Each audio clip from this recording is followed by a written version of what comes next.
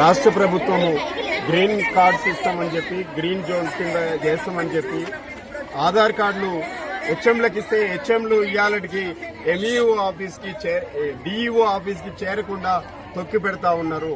ఎందుకంటే ఆ కార్డు కనుక వస్తే డైరెక్ట్ గా ఎప్పుడైతే బిల్లులు వస్తాయో ఆ బిల్లులన్నీ ఆటోమేటిక్ గా ఎవరి అకౌంట్లకు ఆ అకౌంట్లోకి పడే పరిస్థితి ఉంది.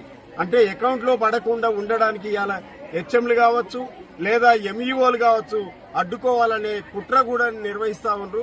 అందుకనే వెంటనే ఎక్కడైతే ఏ స్కూల్లోకి వెళ్ళి అయితే ఇవ్వలేదో ఆ ఇవ్వని స్కూల్ అన్ని తక్షణం ఇవ్వాలని, లేనిచో మేము ఆయా ఎంఈఓలు ఎవరైతే పంపలేదో ఆ ఎంఈఓ కార్యాలయాలను ముట్టడిస్తాము.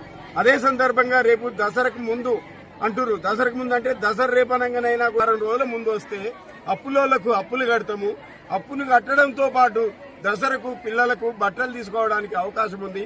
అందుకనే మాకు కనీసం వారం రోజుల ముందు దసరా ముందు మా బిల్లులు రావాలని చెప్పి ప్రభుత్వాన్ని డిమాండ్ చేస్తా ఉన్నాం. అది కనుక నిర్వహించకపోతే స్థానిక శాసనసభ్యులు లేదా స్థానిక కార్పొరేటర్లు లేకపోతే సర్పంచులు ఎంపీ అంటే వాళ్ళ ఇళ్ల ముందు ఈ వంట వార్పు చేసి 24 గంటలు దిగ్బంధనం చేయడానికి కూడా మేము సిఐటిగా అది ఆలోచిస్తున్నాం.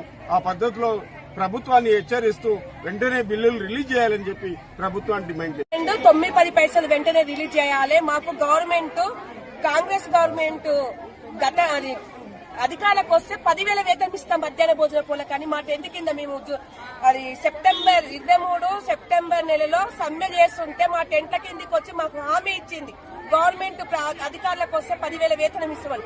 మాకు 10,000 వేతనం ఇవ్వాలి. మాకు పెండింగ్ ఉన్న బిల్లులు వెంటనే రిలీజ్ చేయాలి. మాకు గుర్తింపు అని మధ్యాహ్న భోజన పూలంటే గుర్తింపు కార్డు ఇవ్వాలి.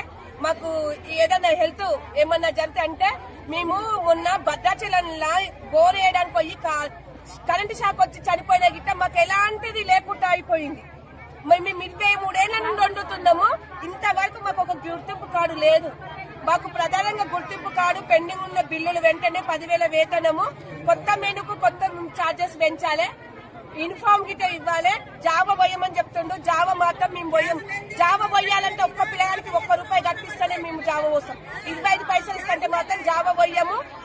మాకు ఇప్పుడు ఇక్కడ ఉన్న ప్రభుత్వం వాళ్ళు ఏంటంటే 25 లోపల బిల్లులు ఇస్తామని చెప్తున్నారు. 25 లోపల ప్రభుత్వం గిట్ట మాకు బిల్లులు ఇవ్వకుంటే మేము దర్శనం అయిపోయిన తర్వాత సమ్మెలలో స్కూల్లో వంట బంద్ చేసి సమ్మెలకు పాల్గొంటామని నేను ఇంతతో